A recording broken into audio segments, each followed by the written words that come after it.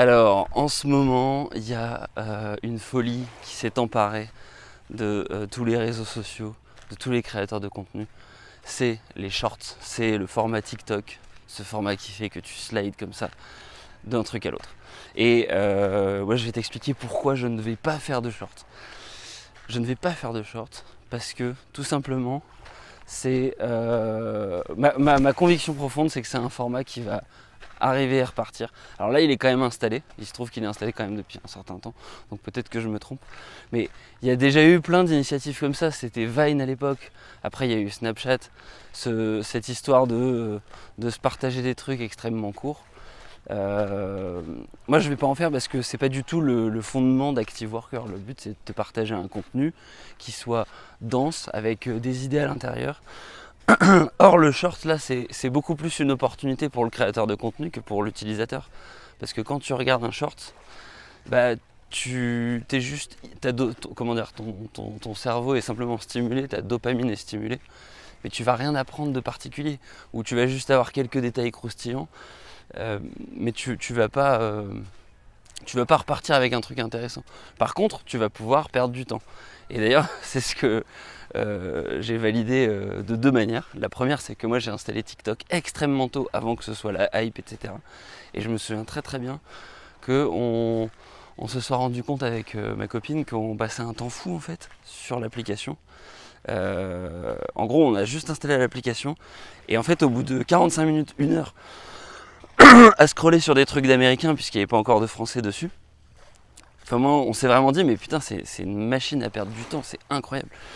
Et en parlant avec un ami, à qui j'ai expliqué, bah voilà, j'ai une chaîne YouTube, etc. Enfin, c'était pas un ami, du coup, c'était une nouvelle connaissance comme ça dans un événement mondain. Il me dit, mais tu sais, tu devrais faire des shorts, c'est super bien et tout.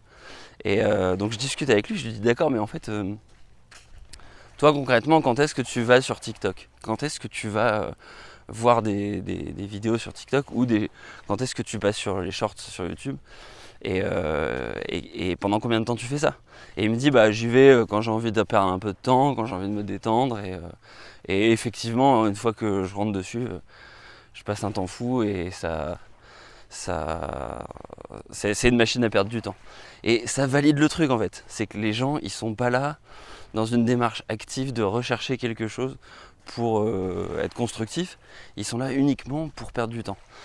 Bon bref, et du coup de toute évidence c'est pas des stratégies avec des... Comment dire? C'est pas des stratégies avec des utilisateurs, un autre morning runner, euh, qui vont être productifs. C'est des gens simplement qui sont là pour se faire kiffer, pour perdre du temps, ils sont en train de rien faire. Mais t'as personne qui va être... euh, en plus tu touches une audience captive quelque part, puisque c'est des gens qui n'ont pas décidé de venir de manière active sur ton contenu. C'est pas eux qui ont cliqué sur le short. On leur impose le short parce qu'ils ont mis à disposition leur attention qu'ils jugeaient trop stérile, trop faible pour aller sur quelque chose de plus intéressant. Parce qu'ils sont fatigués. Donc de toute évidence, c'est l'inverse des active workers. Ça n'a pas de sens d'un point de vue élémentaire sur active worker. Bref, et le dernier point, ça après ça concerne plus les créateurs de contenu, c'est y a une espèce de biais que de toute évidence Antoine BM et Stan Leloup, donc ça c'est deux créateurs de contenu assez différents, mais ils ont tous les deux lancé une formation et une espèce de challenge en mode en 30 jours développe une communauté de 10 000 abonnés avec les shorts.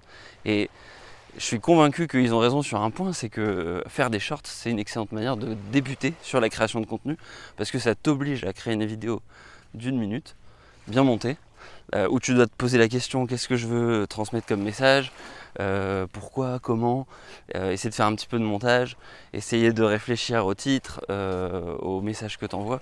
Donc ça c'est super pour tous les gens qui débutent, et puis c'est quelque chose que tu peux faire tous les jours, facilement tu peux faire un short par jour.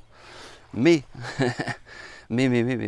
si jamais tu es déjà lancé dans un projet, tu as déjà lancé ton truc, bah, le danger c'est que t'aies pas les mêmes résultats que Stan Leloup et Antoine même, tout simplement parce que eux quand ils ont lancé leur machin, ils avaient déjà une communauté énorme Donc, de toute évidence, quand ils envoient un short à 10 000 personnes, ça donne ça donne à manger à l'algorithme YouTube suffisamment